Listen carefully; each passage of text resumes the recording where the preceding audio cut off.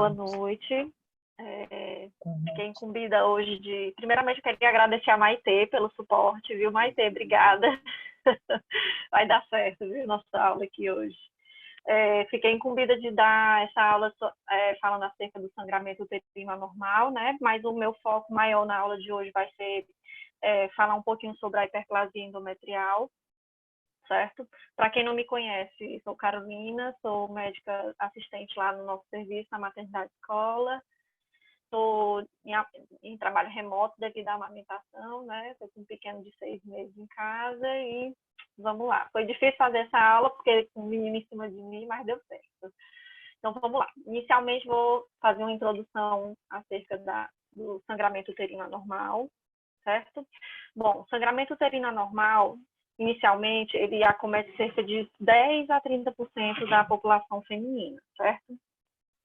Normalmente, o sangramento menstrual ele é caracterizado por sangramentos menstruais cíclicos, que variam no intervalo de 24 a 38 dias, durando uma média de, no máximo, né, um máximo de 8 dias, com uma perda sanguínea estimada, que é muito subjetivo, mas estimada em alguns trabalhos mostrando, de cerca de 80 ml, certo?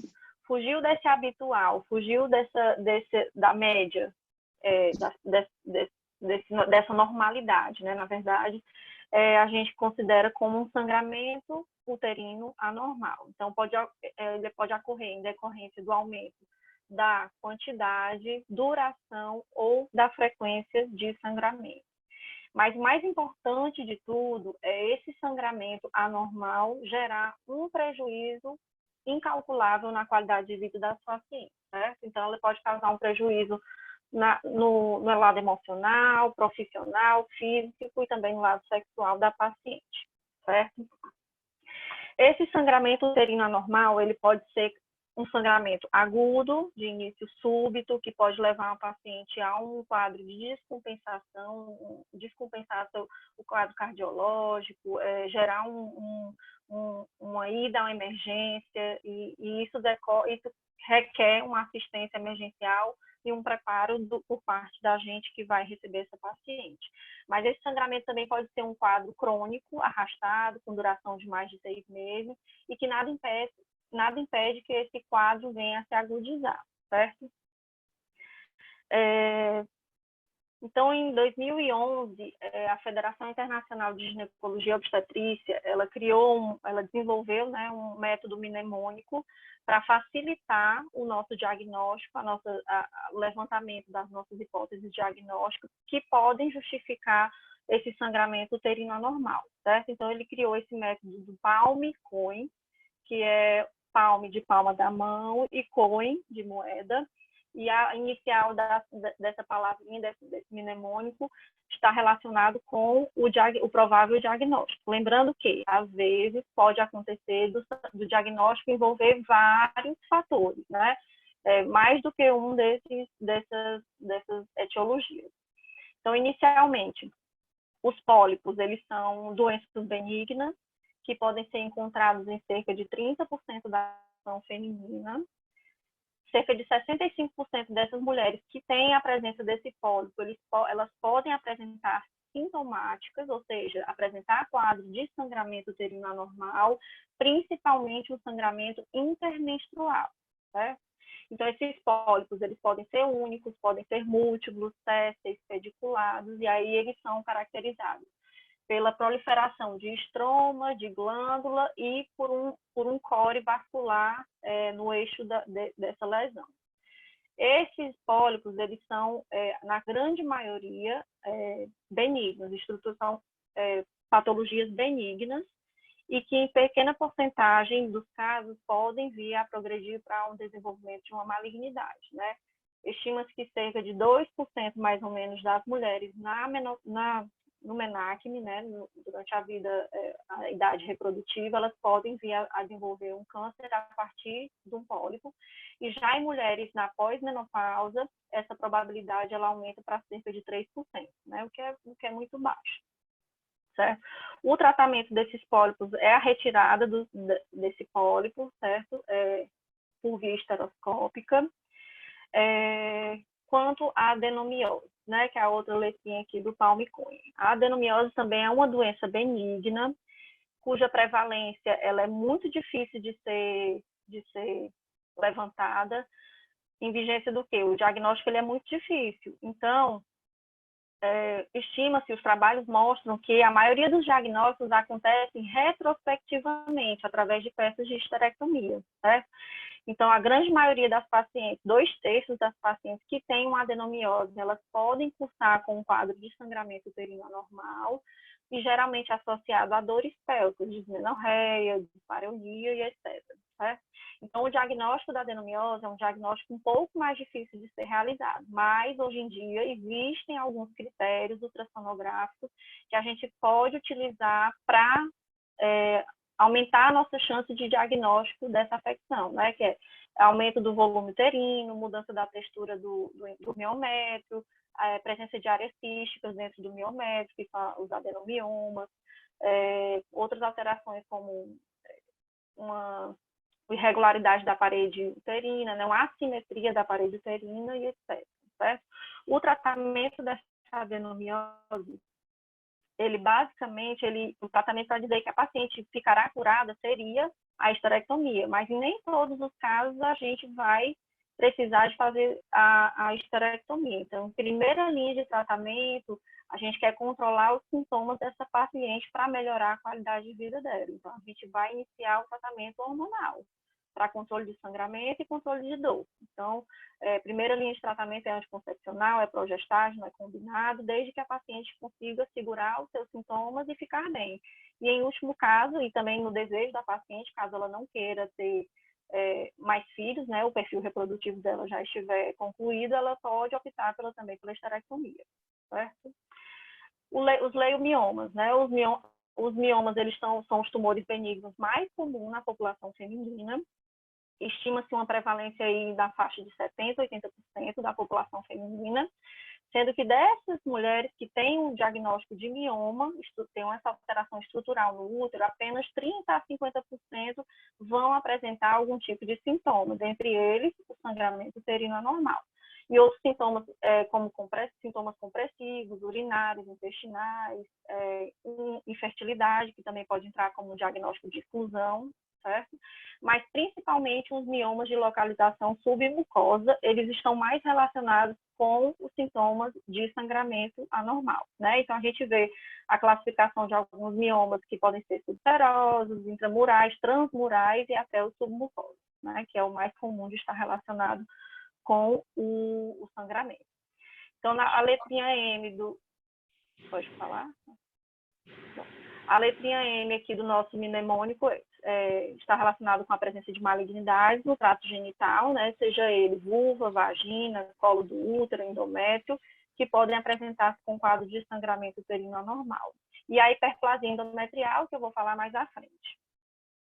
Bom, agora partindo para as lesões não estruturais, né, que seria o COIN, a parte do sangramento uterino anormal, nós vamos ter as coagulopatias, né, a letra C, de coagulopatias. Então, as coagulopatias, elas são afecções que são comuns, até cerca de 20, 25% das pacientes com quadro de sangramento uterino anormal, elas podem ter uma patologia de coagulopatia associada que justifique a causa, certo? Sendo que a mais comum, 13% das pacientes que têm doença de von Willebrand, elas podem ter um sangramento aumentado, e outras coagulopatias como deficiência de alguns fatores intrínsecos de coagulação. E lembrar que entra nesse critério aqui de diagnóstico, como sangramento secundário a problema de distúrbio de coagulação, o uso dos anticoagulantes. O sangramento relacionado à disfunção ovulatória está relacionado com alterações do eixo, da produção hormonal do eixo ovulatório, né? Seja ele qualquer eixo, hipotálamo, hipófise ovariana, no qual a mulher vai cursar com um pico, um aumento da produção estrogênica, sem contraposição do progestogênica, né, ocasionando aquele espessamento endometrial e, por isso, o sangramento em grande quantidade, né? Geralmente, os fatores de risco são obesidade, paciente que tem hipotireoidismo, uma hiperprolactinemia, pacientes atletas podem cursar com quadros de amenorreia, espessamento endometrial e até um sangramento anormal. E, de acordo com a causa base, tratando a causa base, ela vai melhorar desse sangramento. Já no caso de sangramentos de origem endometrial, existem duas justificativas que vão justificar, né, esse sangramento de origem intrínseca no endométrio, como, por exemplo, ações inflamatórias, na verdade, né, o aumento de prostaglandinas, que são vasoconstritoras, diminuição das prostaglandinas vasoconstritoras e aumento das prostaglandinas vasodilatadoras, né? Então, tem uma desregulação dos níveis dessas prostaglandinas que controlam causadas pela inflamação, causando esse sangramento anormal. E outra linha de desenvolvimento do sangramento de origem endometrial seria as infecções crônicas, como as endometrites causadas pela clamídia, por exemplo, né? Poderiam justificar também. Já nas causas iatrogênicas, ele coloca como iatrogênica o uso de hormônio, o uso hormonal, de anticoncepcional, enfim, de DIU, que pode justificar a origem do sangramento como iatrogênico, certo? E já nas não classificadas, ele coloca como as malformações arteriovenosas e as istimoceles, elas podem entrar nessa classificação, nesse quesito de não classificado em outro local. Bom, então vou falar um pouquinho acerca do diagnóstico. Então, a paciente com a história clínica detalhada, associada a um bom exame físico, a gente consegue ter um diagnóstico para a causa daquele sangramento uterino anormal da paciente em até 70% dos casos, certo? Então, em último caso, a gente pode lançar mão de uso de um exame, no caso da gente não conseguir, nos 30% das vezes que a gente não consegue um diagnóstico daquele sangramento, a gente pode lançar mão de um exame de imagem para a gente avaliar o trato genital, né, superior, né, no caso útero, ovários e endométrio, etc. Então, a ultrassonografia ela pode ser utilizada como primeira escolha, com uma sensibilidade boa, porém uma especificidade muito baixa. E aí a gente pode lançar mão de outros exames. Esteroscopia com biópsia para lesões endometriais, a esterosonografia. Lembrar sempre que o diagnóstico tem que se fazer um diagnóstico de exclusão de gravidez, no caso de sangramento uterino anormal, e os diagnósticos de exclusão das causas não orgânicas, né, não estruturais, geralmente a gente deixa para uma investigação em segundo plano, visto que a história da paciente associada ao exame físico, ela pode nos dar dicas da etiologia desse sangramento. Bom, então, aí agora eu vou colocar aqui um caso clínico para a gente raciocinar a partir dele, certo? Então, uma paciente de 36 anos, casada, natural e procedente de Fortaleza, que procurou o atendimento ginecológico de rotina, mas que tinha uma queixa de uma menstruação diferente, com início há cerca de 8 meses, e que gerava, isso ela frisou, gerava um grande prejuízo na sua qualidade de vida, certo? Ela teve uma menarca aos 12 anos, sexarca aos 18, tinha ciclos regulares a cada 28 dias, uma duração de 4 dias no fluxo normal, era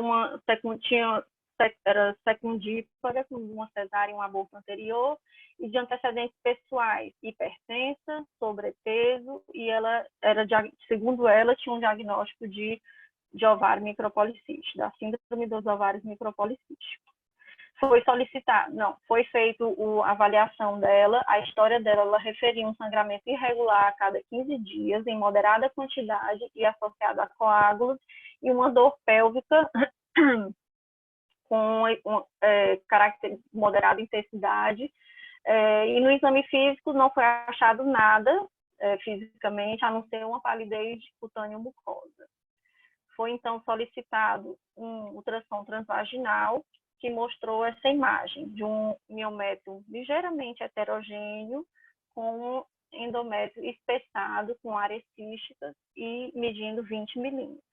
Essa paciente foi encaminhada para esteroscopia, onde lá na esteroscopia verificou-se essas formações pseudopolipóides focais em parede lateral, cuja biópsia mostrou o diagnóstico de uma neoplasia intraepitelial endometrial, certo? Então, agora a gente vai falar um pouquinho acerca da hiperplasia endometrial. A hiperplasia endometrial é um diagnóstico histológico, certo? No qual o patologista... Oi? No qual o patologista vai mostrar... no qual o patologista vai ver a presença de um tecido hipertrófico glandular endometrial, certo?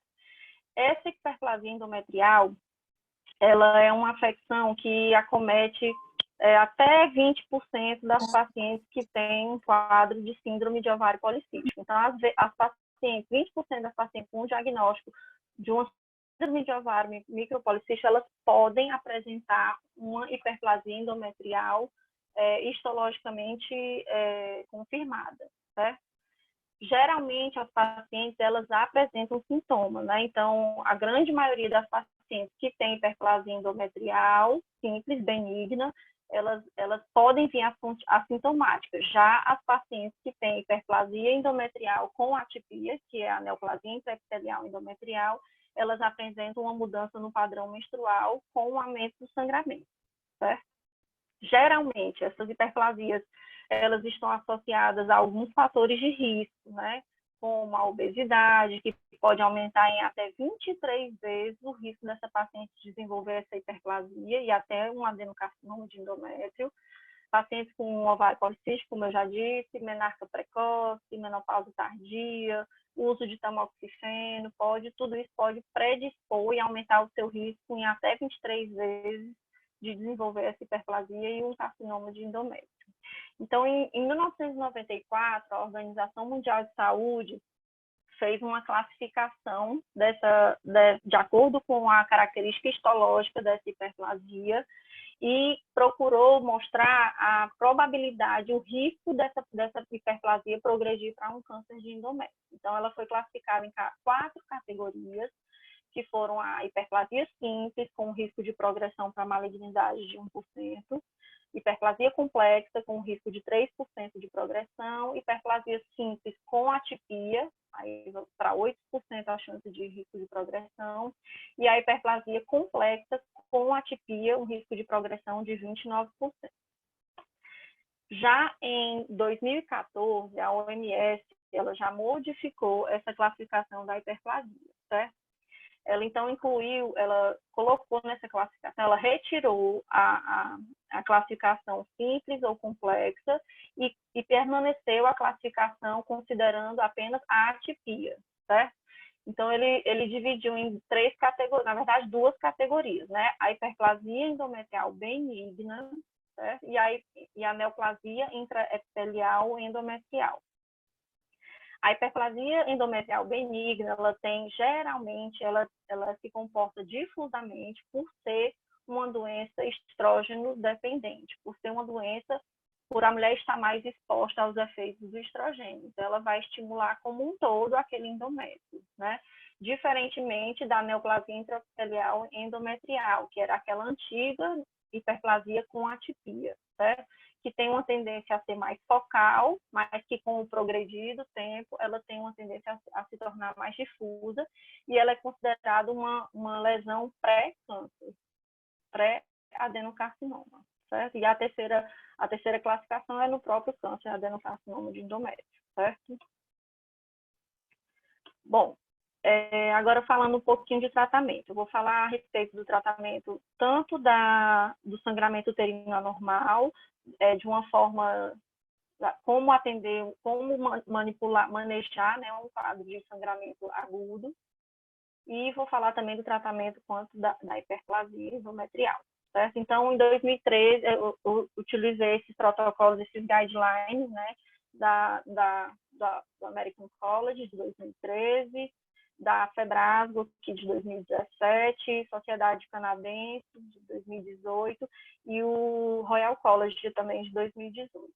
eles fizeram algumas considerações, né? Então, o objetivo do tratamento das pacientes com sangramento uterino anormal é, inicialmente, controlar o sangramento excessivo, lógico, né? Principalmente nos casos agudos, em que a paciente pode ter alguma alteração de vitalidade, né, pressão, pulso, enfim, pode entrar no quadro de choque hipovolêmico, mas também visando reduzir a perda sanguínea menstrual nos ciclos subsequentes, né? Lembrar sempre de individualizar caso a caso, de acordo com a etiologia, né? No pólipo, mioma e etc. E principalmente individualizar no sentido de preservar a fertilidade da paciente. Então, foi proposto o tratamento com medicações hormonais, anti-inflamatórias, antifibrinolíticos, e em alguns procedimentos mais invasivos, cirúrgicos, para tratamento desse sangramento. Então, vamos lá. Eu peguei essa tabela da FEBRASO, do manual da FEBRASO, de sangramento uterino anormal, que foi publicado em 2017. Nos Estados Unidos, o American College, eles colocam como sangramento agudo, de alta eficácia, a utilização de estrógenos conjugados endovenoso, mas aqui no Brasil não é utilizado, certo? Então, o que é utilizado aqui na fase aguda do sangramento uterino anormal, com alta eficácia, certo? Com melhores resultados, são os contraceptivos combinados, desde que a paciente não tenha contraindicação, e aí essas contraindicações são aquelas mesmas de critério de elegibilidade propostos pela OMS, tá? Então, pode ser utilizado qualquer pílula contraceptiva de 30 ou 35 microgramas. Existem alguns trabalhos que falam até numa melhor resposta quando o etinilestradiol é associado com o levonorgestrel, né, um comprimido ao dia, ou um comprimido de 8 horas por uma semana, e depois um comprimido ao dia no restante das 3 semanas da cartela. E pode ser utilizado também no sangramento agudo com alta eficácia o progestágeno oral, que no caso aqui ele coloca a medroxprogesterona de 8 a 8 horas durante 7 dias. Já no sangramento crônico, no sangramento uterino anormal crônico, ele coloca tanto o uso do combinado, como do progestágeno, como o DIU de Mirena, né, o DIU medicado de levonorgestrel, que também com alta eficácia para controle do sangramento uterino crônico.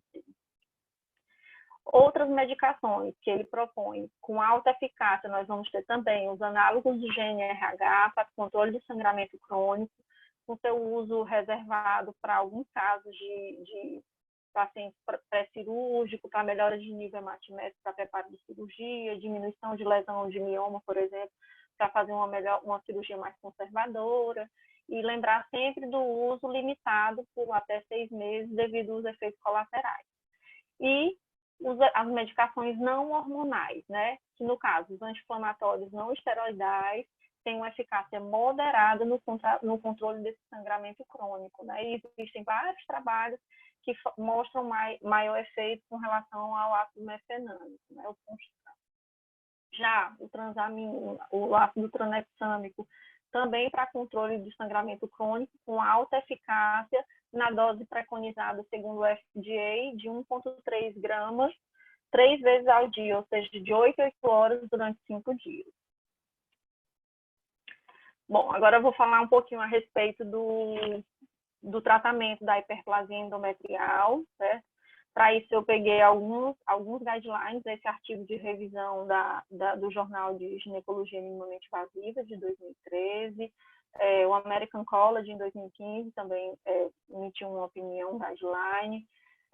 O guideline do Royal College, de 2016. O nosso protocolo na maternidade escola, de 2018. E a Sociedade Canadense também tem seu guideline também atualizado em 2019. Bom, o tratamento da hiperplasia endometrial e da neoplasia intraepitelial, ela é basicamente, inicialmente, né, visa o controle dos sintomas da paciente, né? Então, se a paciente tem hiperplasia benigna endometrial, eu sei que essa patologia, ela tem uma baixa incidência, uma baixa taxa de progressão para um câncer de endométrio, para um adenocarcinoma, e alguns trabalhos falam que tem uma chance de progressão de 5% em 20 anos para um adenocarcinoma, eu posso optar por não fazer nada, não tratar essa paciente e só fazer um acompanhamento, que aí esse acompanhamento ele ainda não tem nenhum consenso, mas propõe-se que a cada 6 meses essa paciente seja reavaliada com biópsia endometrial e etc. Geralmente as pacientes elas se curam, digamos assim, por si só, certo? Mas como você quer dar uma melhora na qualidade de vida dessa paciente, caso ela tenha um quadro de sangramento uterino anormal, eu posso lançar mão de hormônios, né, de anticoncepcionais combinados ou progestágenos para controle desses sintomas e para regressão mais rápida dessa hiperplasia endometrial, certo? E aí são semelhantes os efeitos dos estrogênios com e só do progestágeno oral. Já na neoplasia intraepitelial endometrial, a gente viu que pode ter uma taxa de evolução para o adenocarcinoma de 19%. Então, é uma taxa considerável. Então, eu já não posso não fazer nada, só esperar o tempo de evolução. Não. Aí, nesse caso, eu tenho que dar as opções para a paciente, que, no caso, o ideal seria a cirurgia, ou seja, a esterectomia total. Entretanto, caso a paciente não possa clinicamente ser submetida a um procedimento cirúrgico, ou caso ela não deseje, devido ao perfil reprodutivo dela, ela tem interesse em gestar, a gente pode lançar a mão da terapia hormonal. Por quanto tempo eu vou tratar essa paciente? Também não existem nos protocolos nenhuma uma definição de tempo, né, que eu vou tratar essa paciente. Mas estima-se que em 6 meses a gente reavalia para ver a necessidade ou não de ou partir para um outro tratamento ou partir para um procedimento cirúrgico, enfim. Em alguns trabalhos falam que até 1 ano pode ser que seja necessário oferecer a cirurgia para essa paciente. E o adenocarcinoma, que o tratamento ele vai ser individualizado, né, de acordo com o estadiamento. Bom, algumas opções de tratamento, como eu falei, tanto eu posso utilizar o anticoncepcional combinado, que aí tem uma taxa de regressão de 50% em 6 meses da lesão, né, da hiperplasia, e dos progestágenos orais, né, ou dispositivo intrauterino, liberador de levonorgestrel, com Mirena, que se mostraram ligeiramente superior na regressão dessa hiperplasia, né? 60% de regressão em 6 meses, comparado a 50% do combinado. Então, você pode optar por qualquer um dos dois, desde que a paciente não tenha contraindicação. Então, pode usar desde a progesterona oral, cíclica, ou intramuscular de depósito, que no caso para paciente que pretende engravidar futuramente não seria o ideal, mas você pode optar por qualquer um. E o DIU medicado, ele vem mostrando uma resposta muito boa frente ao tratamento da hiperplasia. Bom, então, eu terminei agora a parte do sangramento uterino anormal e da hiperplasia. Só lembrando, depois eu vou voltar no caso clínico para a gente ver o que é que pode ser feito para a paciente. Então, só para contextualizar um pouquinho, eu vi essa nota da Federação Internacional de Ginecologia, emitida no dia 8 de abril de 2020, para dar algumas orientações aos profissionais, né, quanto a pacientes que podem apresentar um sangramento uterino anormal em meio a essa causa que a gente vem vivendo nessa pandemia, certo? Então, ele postou, na verdade, né, ele lançou na internet essa nota com algumas orientações, né? Então, pacientes que têm histórico de sangramento uterino anormal, têm alto risco de deficiência de ferro, como a gente sabe, gerando um quadro de anemia ferropriva. Então, você está autorizado a fazer a reposição, é orientado que se recomende a reposição de ferro para esses pacientes. Pacientes que apresentam um quadro agudo de hemorragia, de sangramento uterino anormal, né, com a presença de coágulos, elas devem ser orientadas a procurar o profissional a entrar em contato, na verdade, com o profissional de saúde para receber orientações de urgência. E se for o caso, até tem que procurar a emergência mesmo, para fazer uma avaliação melhor. Pacientes que têm sangramentos cíclicos, de causas por adenomiose, leiomioma submucoso, causas de coagulopatia ou endometriais, elas devem, desde que não tenha contraindicação, elas devem ser orientadas remotamente a utilizar o ácido tranexâmico, Transamin, ou as progesteronas, né, conforme eu já tinha mostrado. Então, mais uma vez mostrando, o Transamin, ele é categoria 1 para ser utilizada em sangramento uterino anormal. As progesteronas, sejam elas de maneira cíclica ou acíclicas, elas podem ser utilizadas, tem uma categoria 2 para sua utilização, exceto a noretestosterona, que ela é categoria 3, porque verificou-se em alguns trabalhos que ela é convertida em pequena quantidade em etilenoestradiol no organismo, e isso pode predispor a um evento tromboembólico e aumenta o risco de câncer.